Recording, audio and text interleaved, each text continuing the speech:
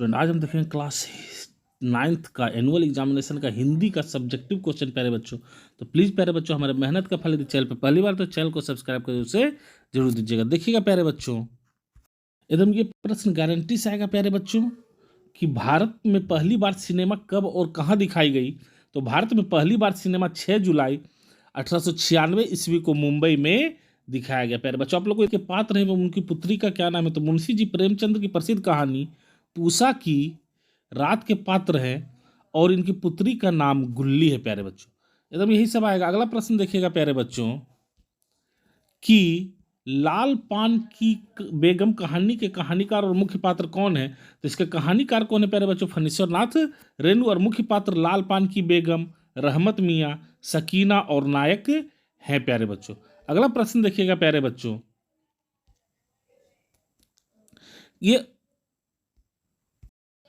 बिहार में, जी हाँ, बिहार में सबसे पहली फिल्म और उसके निर्माता, तो बिहार की पहली फिल्म हिंदुस्तान थी और इसे दुर्गा प्रसाद पटना फिल्म की कंपनी ने 1930 में बनाया था। प्यारे, अगला प्रश्न देखिएगा प्यारे बच्चों, तो कहता है कि केदारनाथ अग्रवाल आज़ाद हिंदुस्तान में गीतों और फूलों की खेती क्यों करना चाहते थे? ये 5 नंबर में रहेगा प्यारे बच्चों। तो इसको आप लोग थोड़ा क्या है बढ़ा के लिखिएगा प्यारे बच्चों कि केदारनाथ अग्रवाल ने आज़ाद हिंदुस्तान के सपनों को साकार करने के लिए श्रम, प्रेम और सौंदर्य की साधना की। वे चाहते थे कि आज़ाद भारत में प्रकृति, प्रेम और सौंदर्य का प्रसार हो और सभी लोग आपस में मिलजुल कर रहें और खुशहाली से रहें। इसको आप लोग लंबा करके लिख दीजिएगा प्यारे बच्चों। अगला प्रश्न देखिएगा प्यारे बच्चों कि तुम्हारी जो 5 एकड़ जमीन है वह तो समझो गिद्धों के लिए मांस का लोथड़ा बनी हुई, इसका आप लोग व्याख्या कीजिए। यह भी 5 नंबर का है प्यारे बच्चों। तो यह कथन हरिशंकर प्रसाद की कहानी 5 एकड़ जमीन से ली गई है प्यारे बच्चों। इसमें समाज इसमें समाज की लालच, भ्रष्टाचार और बेईमानी को दर्शाया गया है। कथाकार यह बताना चाहते हैं कि गरीब किसान की जमीन पर धनवान और भ्रष्ट लोग गिद्धों की तरह टूट पड़ते हैं और उसका जीना हराम कर देते हैं। उसके जीविकोपार्जन को वो लोग क्या करते हैं?